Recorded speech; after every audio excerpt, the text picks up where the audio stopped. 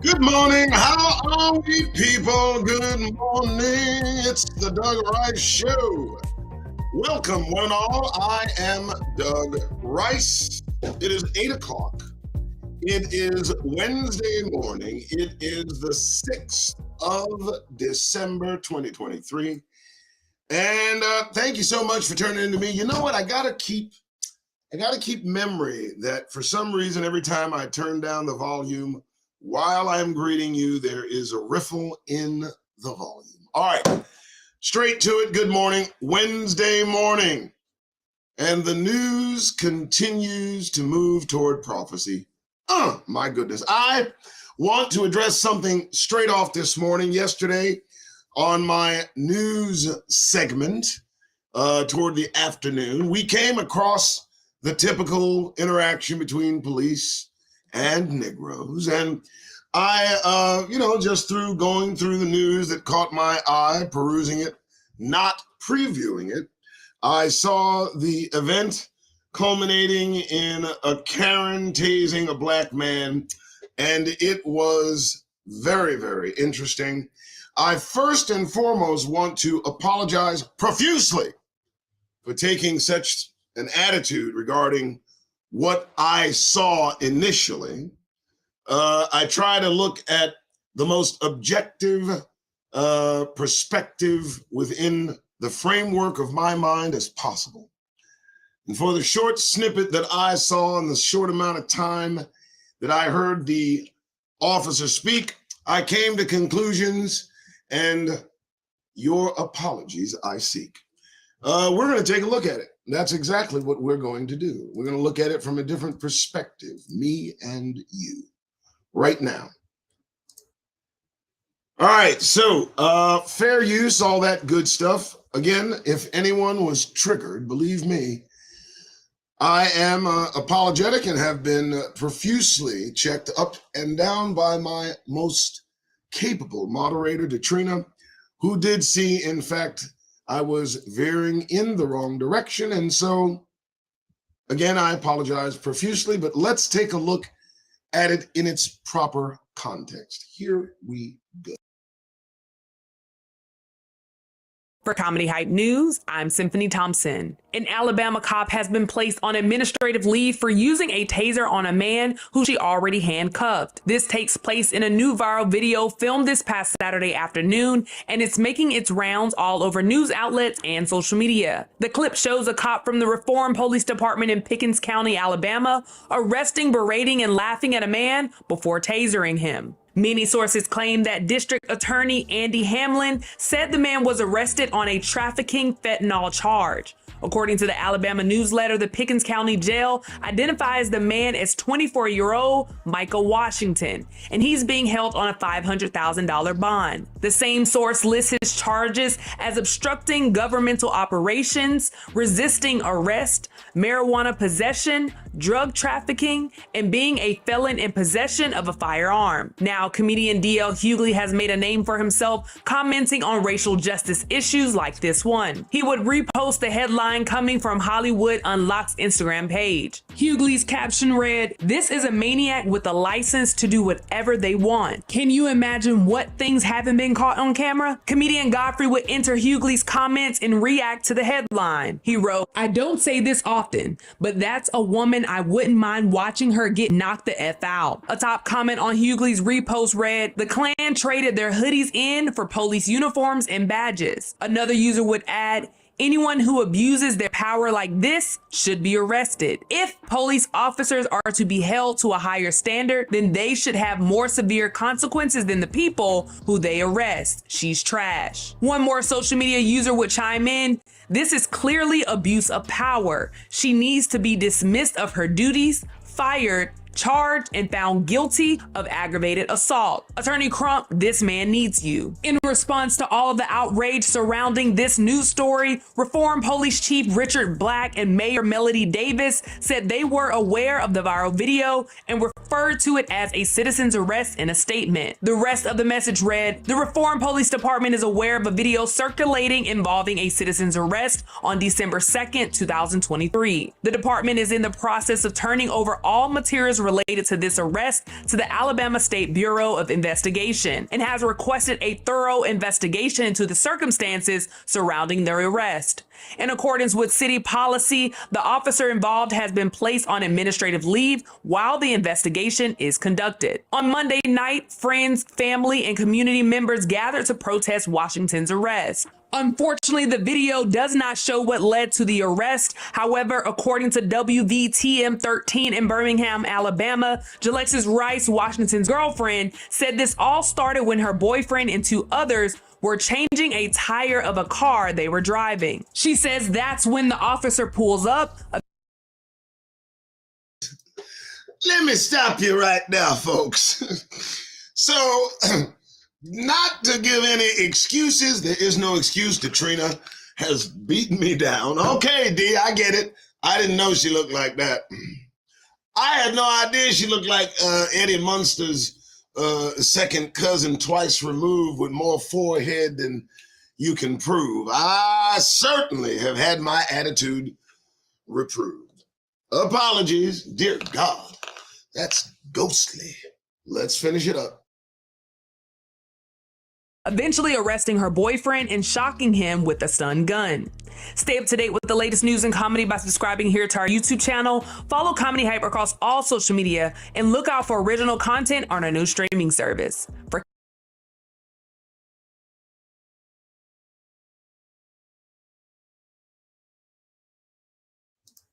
All right, folks. I'm just absolutely amazed at me not putting my phone on mute. I apologize for that. But yeah, okay. So let me explain in all due course and respect. I saw, oh darn it, I never get that right. I saw that very small, short clip it, and the comments I made were absolutely inappropriate according to the feedback I've gotten from the folks that I listen to. And I make no apologies for saying what I said. I said it. I make apologies for how it impacted you. And if it triggered you, I do apologize for that. Upon further review, I still look upon this interestingly, absolutely no excuse for the officer's behavior whatsoever. I give no excuse to that at all. I will tell you this, though. I sure as hell will not ignore that. You can go on with yourself, okay? You want to ride dirty? You might get played dirty. That doesn't excuse the officer, doesn't make her not a racist, white nationalist piece of feckless shit. And believe me, on a good day, I would put my verbal foot up her narrow, pale ass without a problem. But that's something we also need to probably pay a little bit of attention to. I'll leave it at that. I'm going to continue with the show, and we'll just go. But again, my apologies if there were any folks that were unsettled by my reaction. My initial reaction was an honest reaction. I try to be humorous. And if I make what some people consider a faux pas, a mistake, I will quickly apologize, and so have done so.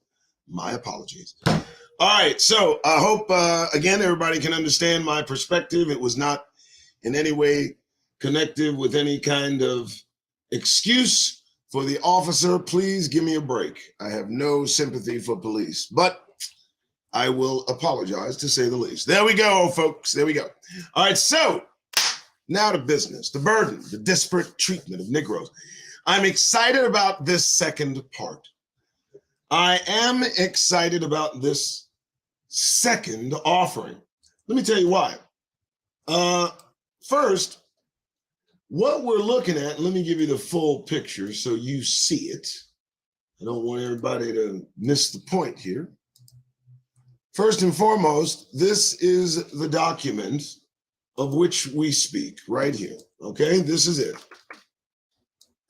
Now, yesterday we went over quite a bit of this particular document. We're gonna finish up the second half of it. It's It's not as lengthy, at least I don't think so, but it is as equally informative.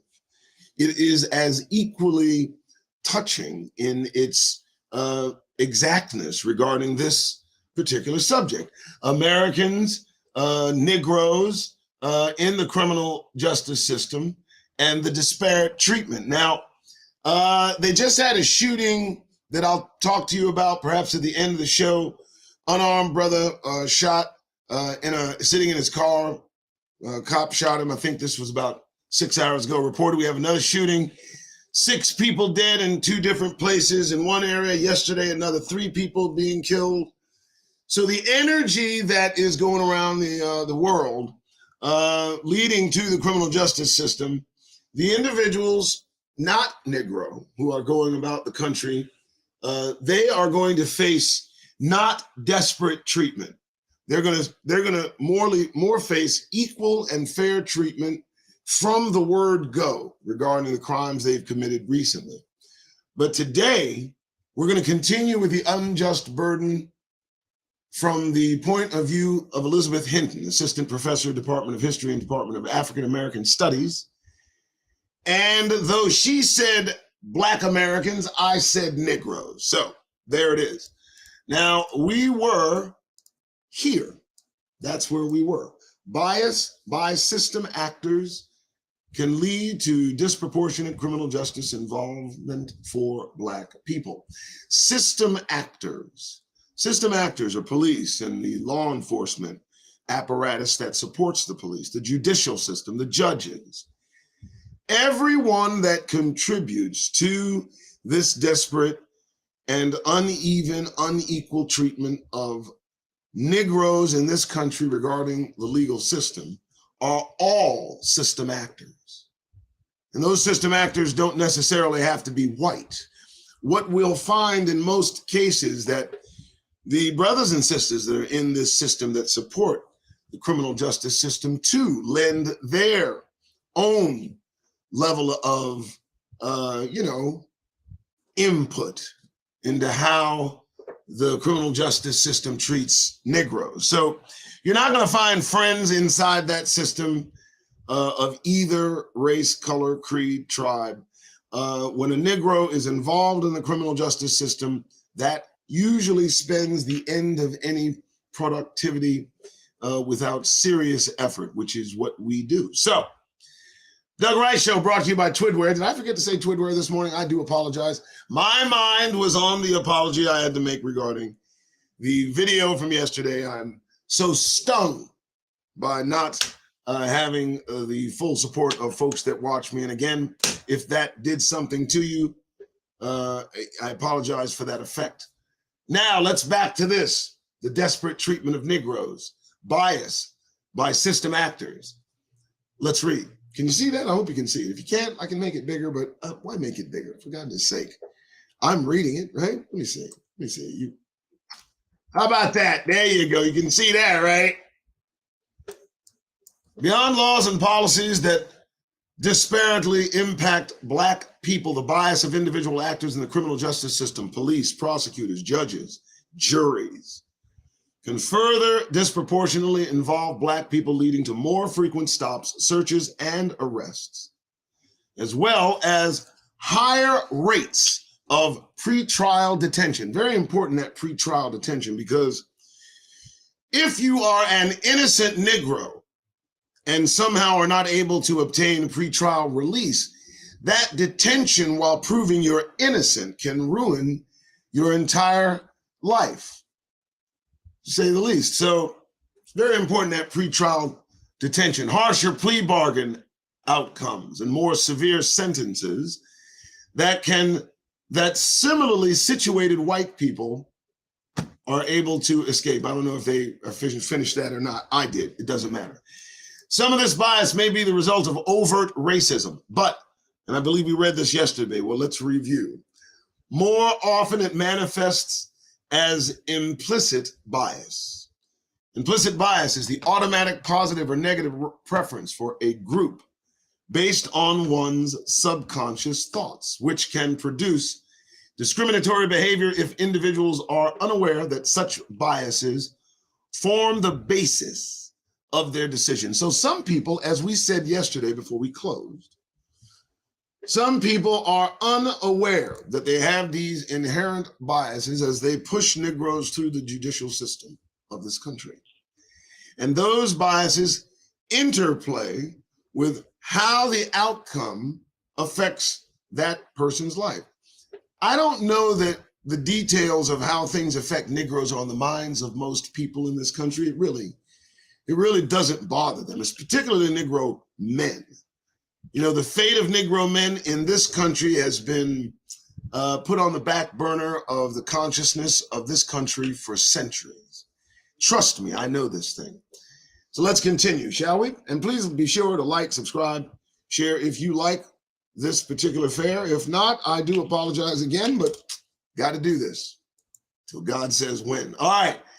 All right. So such biases impact individual stages of the process, like policing, and also accumulate over multiple stages through case processing, prosecution, and disposition. The cumulative effect of such individual biases contributes to the disproportionately negative outcomes for Negroes in this judicial system that we are all under.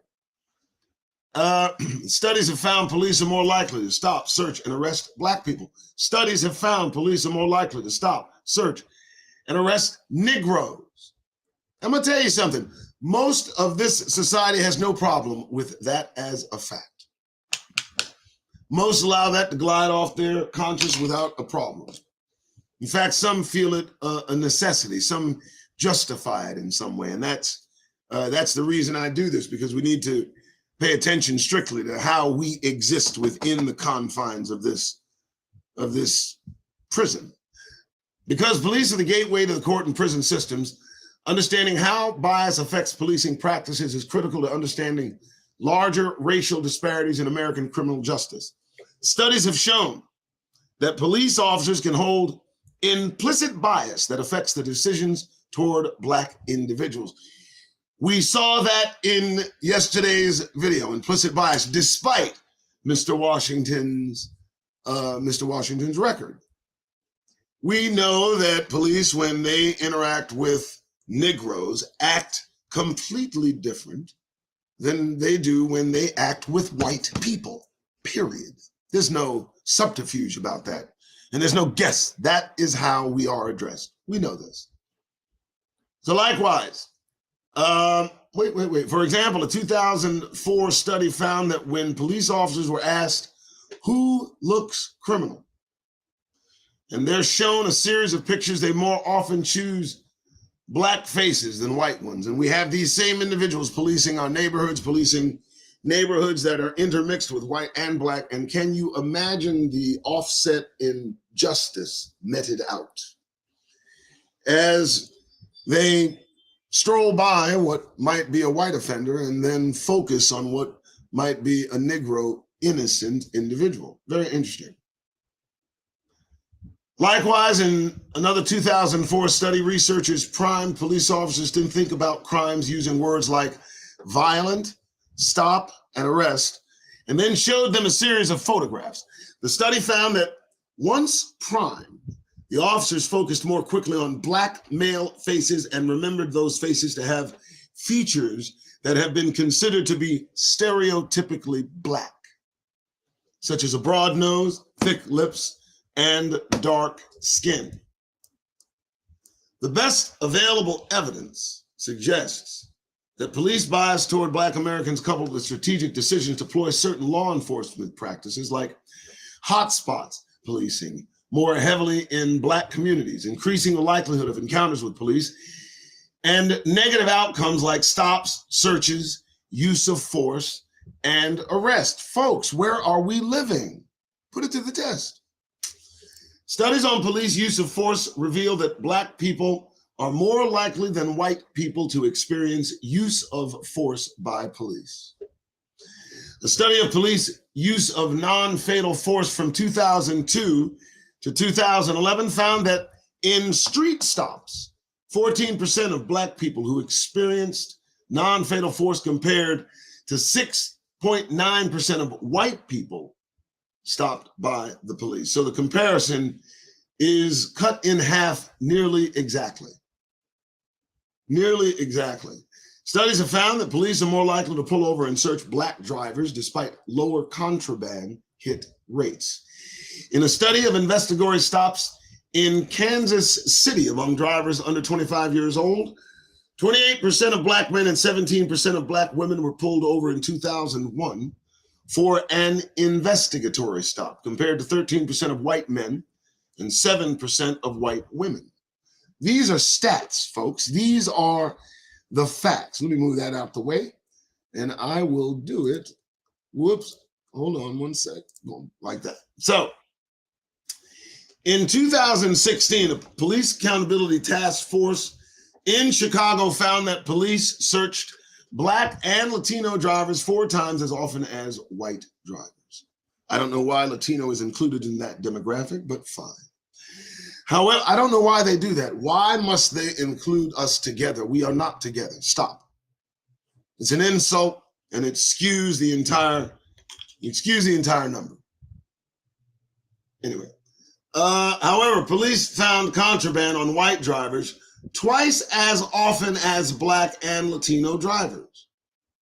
Now, the reason they found that contraband twice as often is because they were twice less likely to be searched in the first place, and consciously these white folks knew it. Think about that. In a similar study in 2017 in Stanford University, researchers developed a threshold test to quantify how officers initiate searches. The study found that police in North Carolina employed a lower search threshold of Black and Latino people than they do white people and Asian people, searching 5.4% of Black people pulled over compared to 3.1% of white people. That is important information. What this is expresses what's in the minds of these individuals that they give badges and guns to, that are permitted to take Negro life at the drop of a hat without any accountability. What do you think of that? All right. Studies have shown similar disparities in police pedestrian stops. The study of 125,000 pedestrian stops by police in New York City found Black people were stopped more than 23% more often than white people. Why? Because they think Black people are more likely, 23% obviously more likely to be involved in criminal behavior, because their mentality has been trained to the point that when they look at us, this is what they see. What do you want? What do you want? This is where you want to stay while they try to bring back the Confederacy. Is that right? Okay. So, very interesting. Let me make sure. Moreover, make sure I'm in the right place. A study by boom, boom. Moreover, stops of Black people were also less likely to lead to an arrest. Wait, no, I think 23% often than white people, even when controlling for race-specific estimates of crime, representing over half of the stops and only 26% of the city's population. Okay, moreover, stops of Black people were also less likely to lead to an arrest. Moreover, stops of Black people were less likely to lead to an arrest. So they're stopping Black people, harassing Negroes. Let's stop with the Black people. Let's stop with that. The energy they're getting is coming from Negroes. The vibration that caused them to move in our direction, the causality, is the frequency we transmit. That's that, and that's it. Okay, studies have shown that. A meta-analysis of 23 research studies that focused on the relationship between race and the likelihood of an arrest between 1997 and 2004 found that Negroes were more likely to be arrested than their white counterparts, even when controlling for factors like the seriousness of the offense and the suspect's prior record. Similarly, a study of the 97 National Longitudinal Survey of Youth Data found that after controlling for differences in drug offending, non-drug offending, and neighborhood context, racial disparities in drug-related arrests still persist. Is there any point missed there? Do you think our being here is fair? It is not. We're not on fair ground. We're not on even ground. We will never be on even ground. We'll always be on uneven ground. And if somehow the ground gets even, they will uneven it somehow. Stop. Moreover, a 2010 ACLU study found that Black people, Negroes, were 3.7 more times likely to be arrested for marijuana possession than white people, even though both groups use the drug at similar rates. Why is that? How can, and here's the thing, some choose to live ignoring these facts. Some choose to act as if the facts aren't there. You know, and why do that? What do you get out of doing that as they continue to impose their oppression upon us in every direction? I mean, compliance is no Negro protection, let me tell you. Prosecutors' bias can lead to harsher outcomes for Black people. Do you not know that? Of course you do. Biased decision-making by prosecutors also negatively impacts people of color. Prosecutors hold a particularly outsized role in the criminal justice process with discretionary decision-making powers over charging and plea bargains. And you have to understand those prosecutors have attitudes. They have proclivities. They have assumed conclusions regarding Negroes. Don't live with any illusions. You see how it goes. These people are in charge of Negro life. And then you wonder why we are under so much strife. Their recommendations also can anchor courtroom discussions about pretrial detention, bail amounts, and sentencing. Research shows that bias can affect how prosecutors exercise their discretion in the cases of Black people. Here's the research. In 2012, review by the Vera Institute of Justice of 34 studies looked at the effect of prosecutorial decision-making on racial disparities in sentencing and at 5 other discretion points. A greater number of studies found that people of color, Negroes, are more likely to be prosecuted, held in pretrial detention, and to receive other harsh treatment. A 2013 study found that federal prosecutors are more likely to charge Black people than similarly situated white people with offenses that carry higher mandatory minimum sentences. A 2006 study found that state prosecutors are more likely to charge Black people under habitual offender statutes than similarly situated white people. Look how they continue to use the verbiage, similarly situated white people. That means people in the exact same circumstances receiving deferential treatment. And that treatment is applied by other white people because why? They're all on code and they look out for each other. Consciously or subconsciously, deal with it. We do not. We do not look out for each other. We look out for ourselves, especially when we're amongst them, breathing their rarefied, foul air. We'll do anything we can to stay right there. And notice the dates, 2017, 2018, 2000, especially 2017. I'm sure about 2017, they were in their feelings. I'm pretty sure about that. Disparities were especially glaring when misdemeanor cases only were considered. White people were nearly 75% more likely than Black people to see all misdemeanor charges carrying a potential sentence of incarceration dropped, dismissed, or amended to lesser charges. This is the life we live here. The result of these disparities is that Black people originally charged with misdemeanors are not only more likely to be convicted, they are more likely to be sentenced to incarceration than white people. You still grinning? You like it? I'll keep reading. Let me see. Judicial bias can lead to worse criminal justice outcomes for Black people.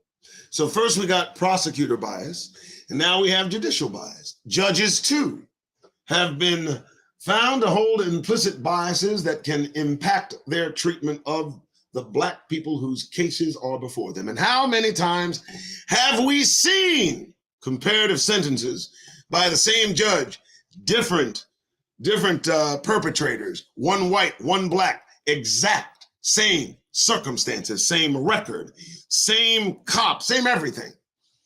And you see the sentencing on the white defendant far less imposed than the sentence that's imposed on the black or Negro defendant. That's a fact. Their biases come to play at the most crucial times in Negro life. And we actually hand ourselves over to this system. We offer ourselves over and over again, and then have the temerity to complain. For example, a 2009 study of judges' implicit bias found that white judges were more motivated to be fair when they were told that the accused was black. For example, a 2009 study of judges' implicit bias found that white judges were more motivated to be fair when they were told that the accused was black. When not explicitly told the race of the defendant, but primed with cues that implied the defendant was black, judges imposed moderately harsher sentences. Obviously, that's a misprint.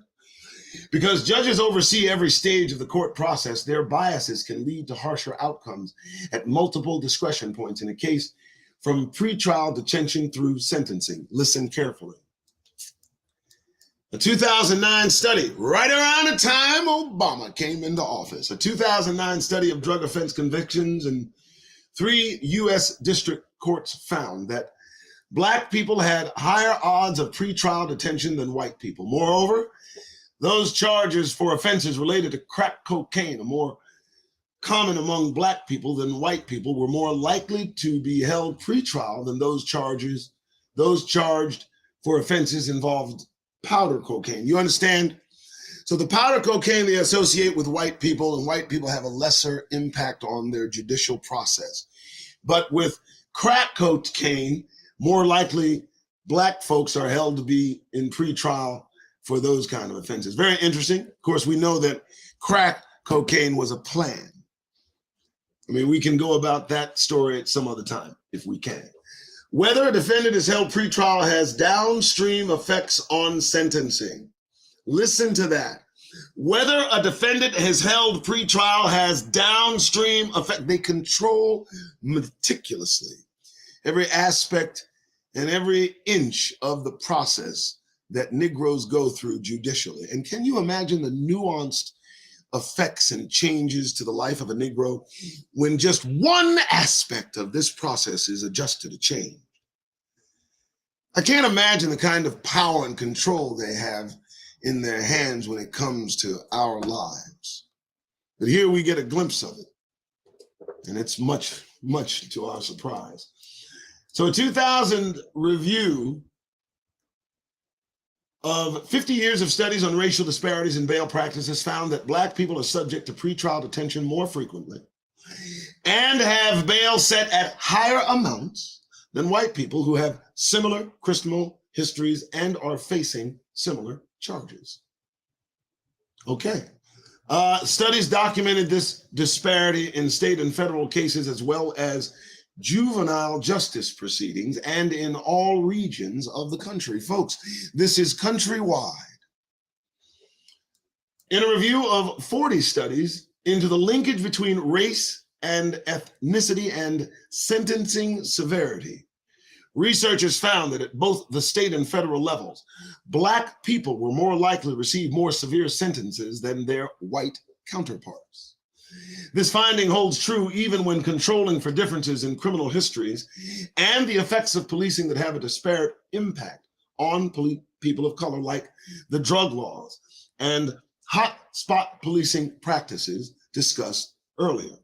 Moreover, a 2005 analysis of 40 studies on racial disparities in sentencing at the state and federal levels found that 43% of studies at the state levels and 68% at the federal level reported direct, racially discriminatory sentencing outcomes, impacting both the initial decision to incarcerate and the length of any ultimate sentence to incarceration. Folks, black in America, Negro here, you like it? You like it, you love it. Some of you are willing to die for this system. Some of you have put your lives on the very line for this system. I did, see? Now we read frequently. A study of capital cases in Philadelphia found that when the victim was white and the accused black, defendants who were perceived to have a more stereotypically black appearance were more than twice as likely to receive a death sentence as black people on trial who were perceived as less so. Do you want me to read it real slow? The accused person's appearance made no difference, however, when both the victim and the accused were black. Remember that. Multiple studies demonstrate the impact of skin color on sentencing, with lighter-skinned black people often receiving more lenient treatment and darker-skinned black people receiving more punitive sentences. For instance, when controlling for the type of offense, socioeconomic status and demographic indicators among a subset of incarcerated men in Georgia from 1995 to 2002, dark-skinned black men received prison sentences a year and a half longer, and the lightest-skinned black men about 3.5 months longer than their white counterparts. Listen to me carefully, folks.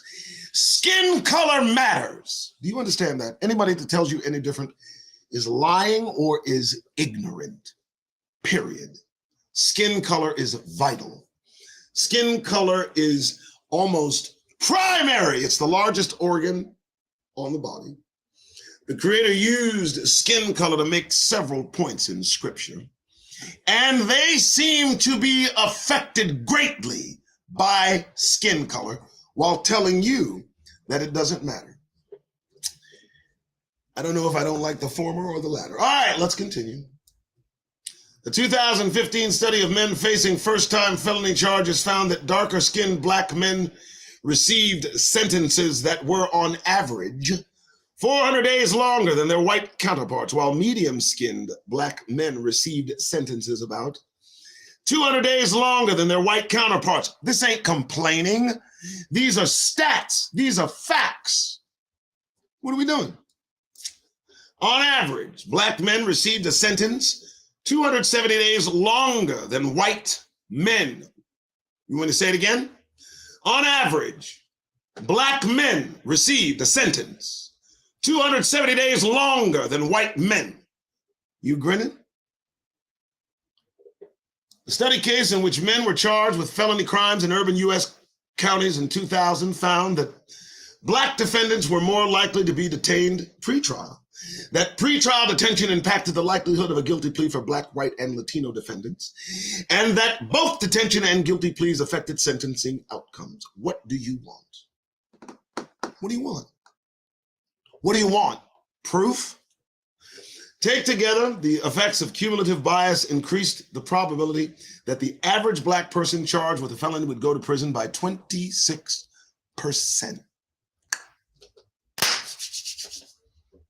Still grinning? This is where you live. These are the terms and conditions of your circumstances, laid out with all the stats you need to make a decision when that time comes. And the decision is going to be, should you stay or should you leave? Well, let me tell you, Negroes, please.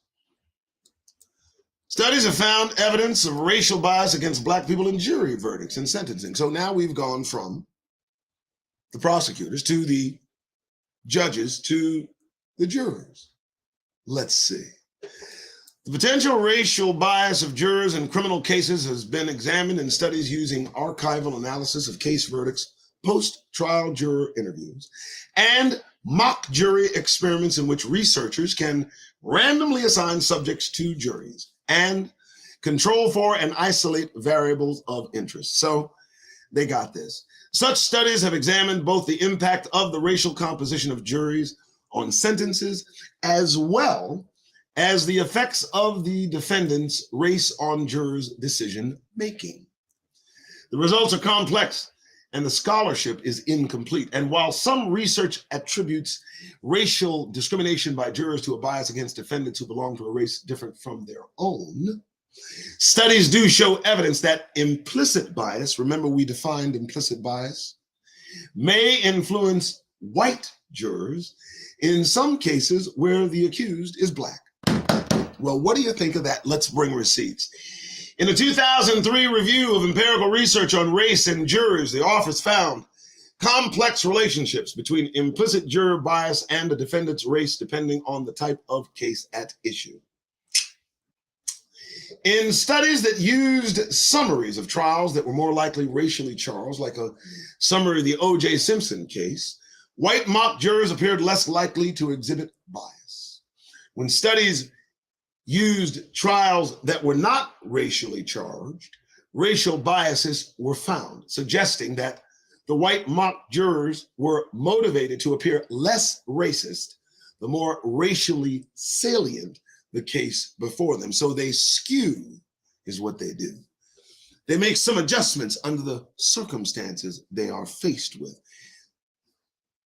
A 2005 meta-analysis of 34 studies on mock jury verdict decisions and 16 studies on mock jury sentencing decisions found a notable effect of racial bias on mock jury decision making.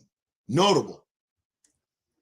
The study shows that mock jurors are more likely to render both guilty verdicts and longer sentences to defendants whose race differs from their own, suggesting that jurors are more lenient toward members of their own racial groups. Well, yes, they are, and it does go in both directions jury-wise. Now, I have heard it said that a Black jury will give a Black defendant a break.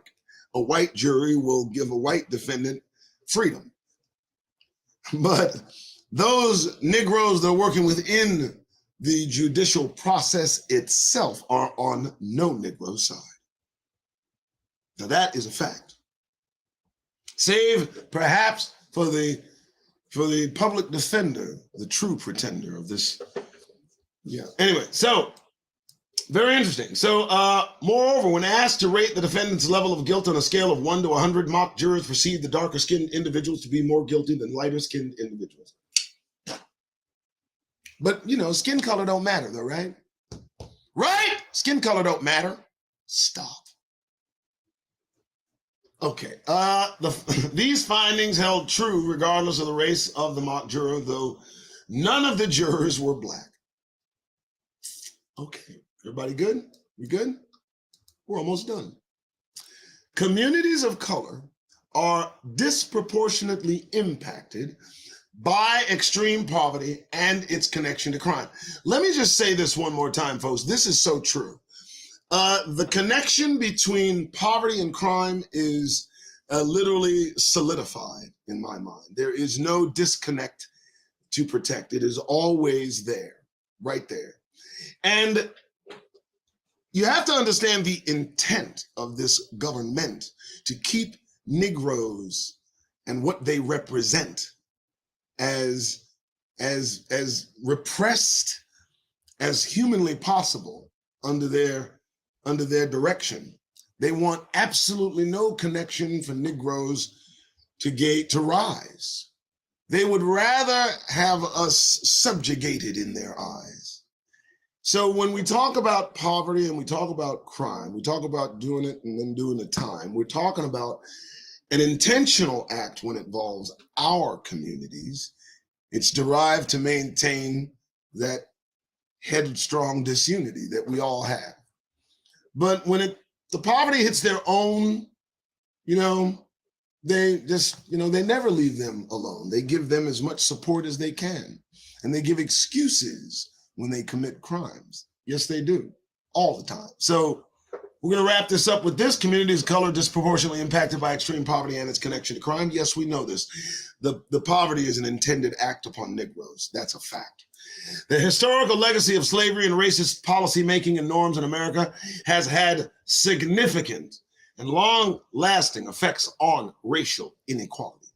Research shows that well after slavery ended, deindustrialization, discriminatory housing practices known as redlining, and white flight from neighborhoods as Black families migrated north pushed large numbers of Black people into poverty, perpetuating economic inequalities between white and Black people. These neighborhoods are characterized by an extreme concentration of disadvantage, where formal employment opportunities and access to quality education are limited, and neighborhood resources are scarce. This is true, folks. And it's an intended act. When they look at our neighborhoods and they look at our ghettos, they look at our slums, they wag their wrinkled white fingers in our goddamned faces about where we reside in those horrible places. And we try as our best and try as I might, try not to yell and give them a fright, but I want to tell these fools who's doing it is, I want them to understand that all that is their biz. You know what I mean? It makes me mad a little bit. Okay, I'm back at it.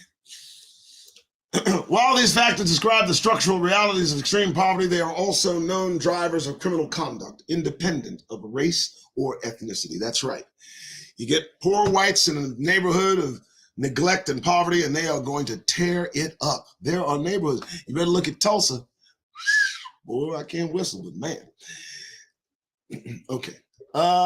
Sorry about that. Studies demonstrate that when white men are living in an environment characterized by poverty, employment, and single-parent household, wow, they are more likely to commit homicide and other violent crimes than Black men confronted a similar set of structural impediments. That's interesting. Listen to this. Did you hear that? I didn't miss that one. Studies demonstrate that when white men are living in an environment characterized by poverty and unemployment and single-parent household, oh yes, they do exist. White men are more likely to commit homicide and other violent crimes. More likely, homicide, more likely than Black men, confronting a similar set of structural impediments. So let me just give it to you like this, because I know how they say it, right? What they saying is, you put a white dude and a Black dude in the same ghetto circumstances, the white dude is going to out-criminal the Black dude all day. That's what they trying to say now. But the realities of poverty disproportionately affect Black people. 22% of Black people lived in poverty in 2016 compared to approximately 9% of white people. Did you hear that? 22% of Black people lived in poverty in 2016 compared to approximately 9% of white people living in poverty. Thus, higher rates of poverty and the cumulative effects of structural racism mean Black people are exposed to the structural risk factors that make crime more likely at a greater rate than their white counterparts. Compounded with justice system laws and practices that have disparate impacts and bias among justice system actors discussed above, Black people are consequently arrested for certain crimes at higher rates. This is where you live. Ain't it great? Put differently, racial disparities in the justice system are deeply rooted in historical racism that manifests today in structural inequalities, from the differences in the quality of education to employment rates to household wealth. The criminal justice system does not only punish those accused and convicted of crimes. With such large numbers of Black Americans being arrested and incarcerated, it also impacts entire communities, our communities. The widening reach of the criminal justice system in low-income communities of color, including higher rates of arrest and incarceration, further depletes resources and social capital in these places, perpetuating poverty and criminal justice involvement. So they churn and burn in our communities, folks. They don't give a damn about Black people in this country. Don't you ever let it escape your Negro notice. You hear me? Parental incarceration is now commonplace for Black children. 1 in 25 white children born in 1990 had an incarcerated parent at some point during childhood, compared to 1 in 4 black children. 1 in 25 white children born in 1990 had an incarcerated parent at some point during childhood, compared to 1 in 4 black children. Welcome to America. The negative impact of having an incarcerated parent can include criminal justice involvement, behavioral health issues, low educational attainment, and lack of economic resources. You want to know what's happening to us? It's intentional. Disparities in incarceration of black men impacts women and families. With such high incarceration rates for black men, women are often left to raise children alone while their partners cycle in and out of jail and prisons, increasing the number of households within communities of color headed by women and single parents or individual family members. This is what they're doing to us. We're not doing it to ourselves. Do you understand that? Do you understand that? This is not an us problem. This is a them problem. Beyond the economic challenges these women face, in 2014, researchers found that having a family member who is incarcerated negatively impacts women's cardiovascular health. Remember that. The social and economic consequences of a criminal record impedes successful re-entry. Yes, it does. People who have been incarcerated experience collateral consequences of conviction that hinder their ability to access employment, housing, education, and other supports following their release from prison, making re-entry difficult and increasing the chances of recidivism. How many of you have lived this reality? Here's the conclusion. Highly visible events, from Michael Brown in Ferguson, Missouri, to Eric Gardner in Staten Island, New York, from Sandra Bland in Texas, and Stephen Clark in California, to Philando Castile in Minnesota, in which the lives of black men, women, and boys ended after encounters with law enforcement, have served to elevate a public awareness of disproportionate police violence. However, the ways in which the criminal justice system operates to disadvantage Negroes are systematic and ingrained, and more often subtle. You understand what you are living through? Do you understand? Do you get it? I mean, do you get it? This is why I try to be as lighthearted as possible when I see things, when I can, if I can. Because when I read things that irritate me, well, then you understand. All right, so focusing on high-profile incidents of violence and abuse, while essential, will only make a small dent in the disparities present in the justice system that undercut the life potential of people who live in communities of color. The evidence for racial disparities in the criminal justice system is well documented. However, there's no evidence that these widely disproportionate rates of criminal justice contact and incarceration are making us safer. You understand? They're not making us safer.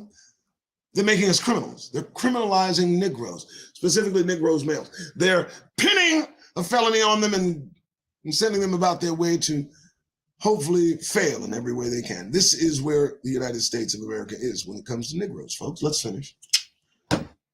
To the contrary, studies have shown that concentrated incarceration in poor communities erodes community resources and may actually increase crime. Look at what they're doing to us. The disproportionate racial impact of certain laws and policies, as well as biased decision-making by justice system actors, you know, the prosecutors, the judges, the juries, leads to higher rates of arrest and incarceration in low-income communities of color, which in turn increases economic strain, further reduces income, and stifles wealth creation. You want to know why we're broke? Consequently, current approaches to criminal justice are extending levels of discrimination that are typically associated in the popular consciousness with a pre-civil rights era, but still exist today. And that, my friends, is the reading. That is it. That's what Negroes were needing. Now, we went through this. Let me show you quickly. These are the receipts they brought. These are the endnotes. So everywhere you saw a number, it relates to and refers to the reference of the facts that we have from this document. And let me just show you what they look like. Here they are. These are the facts that they quote. You need to get this document, folks. Okay? So everywhere you saw a number, everywhere you had me everywhere you had me read, the links to the facts are in this document. So, and you can click on them. You can actually read what has substantiated this document's creation. And it is available to any one of you in the Negro nation. Look at that. That my family is amazing, is it not? Look at that. So that is the document. Elizabeth Hinton has, I think, brought together the unjust burden, the disparate treatment, of Black Americans in the criminal justice system. That's for you, folks. I hope and appreciate that you tuned in. I hope that you got something from that, because the point of my doing this every day, and I'll do this for as long as I can until I go away, is that we need to prepare to untether ourselves physically from this place. And that starts with our mental being adjusted. We have to look at things squarely and as they are. This was prepared in 2018, May of 2018. The facts and the stats remain. It's a current circumstance that we are in. So I do appreciate your time. Again, my apologies for anyone triggered over yesterday's narrative.